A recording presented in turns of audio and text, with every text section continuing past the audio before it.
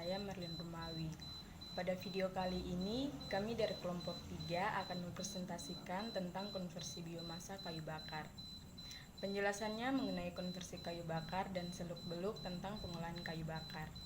Di sini saya akan mulai dengan latar belakang dari konversi kayu bakar, yaitu menipisnya cadangan minyak dunia membuat manusia berpikir untuk menerapkan konversi biomasa yang dimiliki oleh alam untuk diubah menjadi bahan bakar yang dapat diperbarui.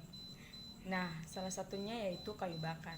Kayu bakar sudah dikenal masyarakat Indonesia sejak lama dan digunakan sebagai sumber energi untuk keperluan sehari-hari seperti memasak dan lain-lain. Kayu bakar sendiri mempunyai kelebihan yaitu renewable dan sustainable, yaitu dapat diperbarui dan dapat digunakan dalam jangka waktu yang lama. Selain itu, kayu bakar sendiri memiliki harga yang sangat ekonomis dan mudah ditemui. Berikut ini fungsi kayu bakar yang dikonversi menjadi sumber bakar lain yang akan dijelaskan oleh rekan saya. Hai semuanya, Assalamualaikum warahmatullahi wabarakatuh. Sebelumnya perkenalkan, saya Leni Rahmawati. Pada video kali ini, saya akan menjelaskan tentang penerapan teknologi konversi pada kayu bakar. Sebelumnya, saya akan menjelaskan terlebih dahulu alasan-alasan kenapa sih perlu diterapkan yang namanya teknologi konversi pada pengolahan kayu bakar. Yang pertama, karena kayu bakar sendiri memiliki ukuran partikel yang sangat besar.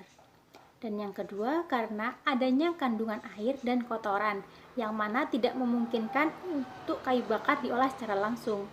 Oleh karena itu, perlu diterapkan yang namanya teknologi konversi. Sebenarnya ada banyak ya yang namanya teknologi konversi. Di antaranya, yang pertama ada yang namanya biobriquette. Biobriquette ini sendiri yaitu mengkonversi sumber biomasa menjadi biomasa lain melalui proses pemapatan. Yang kedua ada gasifikasi. Gasifikasi sendiri merupakan suatu proses konversi atau mengubah suatu sumber bahan bakar padat menjadi sumber bahan bakar yang gas.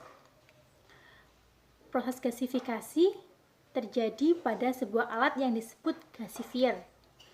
Nah, gasifikasi sendiri menghasilkan produk yang bersih, efisien, serta sedikit menghasilkan emisi. Oleh karena itu, gasifikasi ini sangat sering digunakan. Yang ketiga, ada yang namanya pirolisa. Pirolisa sendiri merupakan proses dekomposisi kimia, pemanasan tanpa menggunakan oksigen, hanya menggunakan temperatur tinggi, yaitu sekitar 500 derajat Celcius. Pada temperatur ini, terjadi yang namanya pemisahan struktur atau perubahan struktur kimia dari suatu zat menjadi fase gas. Nah, pirolisa sendiri menghasilkan produk berupa karbon dan juga cairan berupa campuran tar dan juga zat lainnya. Dan yang keempat ada yang namanya liquefaction. Liquefaction ini merupakan proses mengubah dari gas menjadi cairan. Proses yang terjadi pada liquefaction ini disebut kondensasi dan alat yang digunakan disebut kondenser. Untuk lebih jelasnya akan dijelaskan oleh teman-teman saya selanjutnya. Terima kasih. Wassalamualaikum warahmatullahi wabarakatuh. Nah, di sini saya akan melanjutkan mengenai penerapan teknologi konversi. Untuk teknologi konversi yang kelima yaitu ada biokimia. Jadi, biokimia ini merupakan teknologi konversi yang melalui proses kimia. Jadi, misalnya dengan menguraikan bahan organik atau selulosa menjadi CH4 atau gas metana dan gas lain. Contohnya yaitu pada pembuatan etanol, pembuatan biobutanol, dan lain sebagainya. Lalu yang terakhir ada karbonisasi. Karbonisasi ini merupakan proses mengkonversi bahan organik menjadi arang. Jadi proses karbonisasi ini akan melepaskan zat yang mudah terbakar seperti karbon monoksida, gas metana, hidrogen, formaldehid, formik, dan asetil asid. Jadi gas-gas tersebut mempunyai nilai kalor yang tinggi dan dapat digunakan untuk kebutuhan kalor. Nah, nantinya biomasa kayu ini akan diolah menjadi sumber energi. Untuk mengetahui apa saja sumber energi dari biomasa kayu ini, akan dijelaskan oleh teman saya, Afan. Saya akan menjelaskan bagaimana sih mekanisme pemanfaatan dari kayu bakar tersebut. Salah satu pemanfaatannya yaitu menjadi biobriket. Nah, untuk biobriket sendiri dalam membuatnya itu cukup mudah. Kenapa bisa dikatakan cukup mudah? Karena yang pertama, alat yang digunakan itu sangat sederhana. Kemudian yang kedua, bahan-bahan yang dibutuhkan itu juga sangat mudah ditemukan di lingkungan sekitar kita. Mungkin barangkali ada bahan-bahan yang ada di lingkungan sekitar kita, itu bisa kita manfaatkan menjadi biobriket. Seperti contohnya limbah-limbah dari industri kayu, limbah pertanian seperti batok kelapa, kemudian sekam padi, tongkol jagung, itu juga bisa dimanfaatkan menjadi biobriket. Nah, saya akan menjelaskan bagaimana sih cara membuat biobriket. Cara untuk membuat biobriket yang pertama adalah mengumpulkan bahan baku terlebih dahulu. Seperti yang saya sudah jelaskan tadi, bahan baku bisa diperoleh dari limbah pertanian atau dari limbah industri kayu. Apabila bahan baku sudah terkumpul, maka proses selanjutnya yaitu pengeringan bahan baku. Jadi bahan baku dikeringkan terlebih dahulu. Pengeringan bisa memanfaatkan sinar matahari. Setelah bahan baku sudah kering, maka dibawa ke proses selanjutnya yaitu proses pirolisis. Proses pirolisis itu merupakan proses pembakaran tanpa adanya udara. Jadi prosesnya dilakukan di dalam wadah atau bisa disebut tungku. Nah, pada proses pirolisis ini bisa disebut dengan proses karbonisasi atau proses pembuatan arang. Jadi, di sini pembakaran dilakukan tanpa adanya oksigen. Kenapa? Karena apabila pembakaran melibatkan oksigen, maka hasil akhir dari pembakaran berupa abu.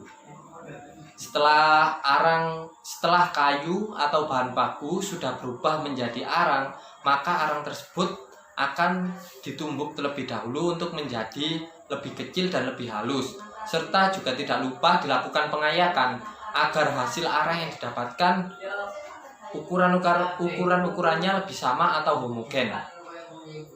Setelah arang itu sudah diayak, sudah dihaluskan, maka hasil ayakan itu dibawa ke proses perekatan. Nah, perekatan sendiri saya rasa cukup mudah untuk membuatnya, yaitu dengan membuat lem kanji. Lem kanji, cara membuatnya hanya tinggal memanaskan air dan juga kanji. Nanti akan terbentuk lem kanji. Lem kanji ini kemudian dicampurkan dengan arang yang sudah halus tadi. Setelah itu diaduk-aduk, maka terbentuklah adonan arang. Adonan ini akan dibawa ke proses selanjutnya, yaitu proses pencetakan. Untuk pencetakan sendiri bisa dilakukan sesuai kreativitas, sesuai selera dan keinginan masing-masing. Tapi secara umum bentuknya itu balok, kemudian kubus, dan tabung. Untuk alat cetaknya sendiri bisa menggunakan pipa, bisa menggunakan bambu, bisa juga menggunakan botol atau kaleng-kaleng bekas yang sudah tidak digunakan di rumah. Nah, itu bisa digunakan menjadi alat cetak. Setelah adonan dimasukkan ke dalam cetakan, jangan lupa untuk melakukan proses pengepresan atau proses menekan adonan yang ada di dalam cetakan. Kenapa? Agar biobriket yang dihasilkan nanti akan menjadi semakin padat. Apabila biobriket yang dihasilkan semakin padat, maka daya tahan biobriket sebagai bahan bakar akan menjadi tahan lama. Setelah proses pengepresan, maka selanjutnya proses terakhir yaitu proses pengeringan. Pengeringan seperti tadi memanfaatkan sinar matahari kurang lebih selama 1 hari. Apabila sudah dinyatakan sudah kering, maka terbentuklah biobriket. Nah, untuk biobriket sendiri ini bisa dimanfaatkan salah satunya menjadi bahan bakar kompor dalam kehidupan berumah tangga. Saya berharap semuanya bisa memanfaatkan bahan-bahan yang ada di sekitar tempat tinggal kita, di sekitar lingkungan kita yang sudah tidak digunakan itu bisa dimanfaatkan menjadi barang yang memiliki nilai guna, nilai fungsi, serta berpotensi menjadi barang yang memiliki nilai ekonomi. Selanjutnya akan disampaikan oleh teman saya. Di sini saya akan melanjutkan yaitu tentang parameter kualitas suatu briket. Jadi briket ini juga memiliki standar kualitas yang bisa dikatakan bahwa briket tersebut memiliki kualitas yang baik. Ada 5 parameter. Yang pertama yaitu adalah kalori. Nah, jika suatu briket tersebut memiliki nilai kalori yang tinggi, berarti nilai efisiensinya itu juga tinggi. Jadi briketnya itu bagus. Nah, yang kedua yaitu adalah kadar air. Nah, kadar air pada suatu briket itu juga akan menentukan kualitas dari briket itu tersendiri.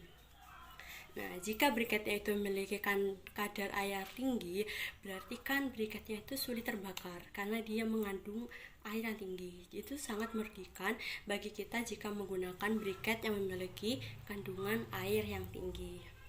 Nah, jadi harus memiliki kandungan air yang rendah gitu.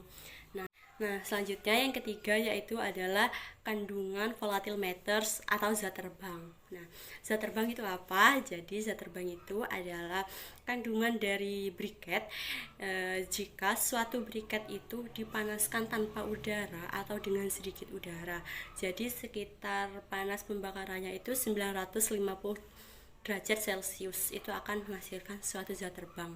Nah, untuk kadar volatile matters kurang lebih 40% itu akan menghasilkan nilai nyala yang tinggi, tetapi akan menghasilkan asap yang banyak pula. Nah, biasanya nilai volatile matters yang paling banyak digunakan atau paling disenangi oleh masyarakat yaitu nilai kandungan mattersnya sekitar 15-25% karena selain memiliki nilai nyala yang tinggi juga memiliki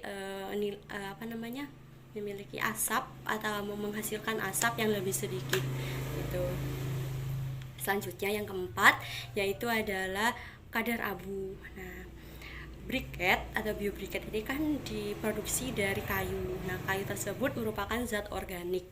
Nah, zat organik bila dibakar itu akan menghasilkan zat tinggal. Nah, zat tinggal tersebut yang dinamakan dengan abu.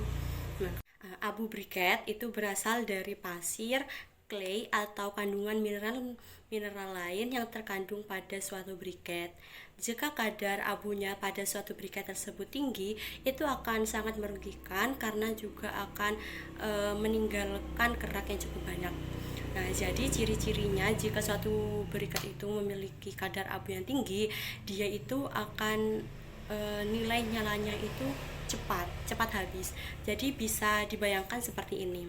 Jika kita itu membakar kertas dan dibandingkan dengan kita membakar kayu.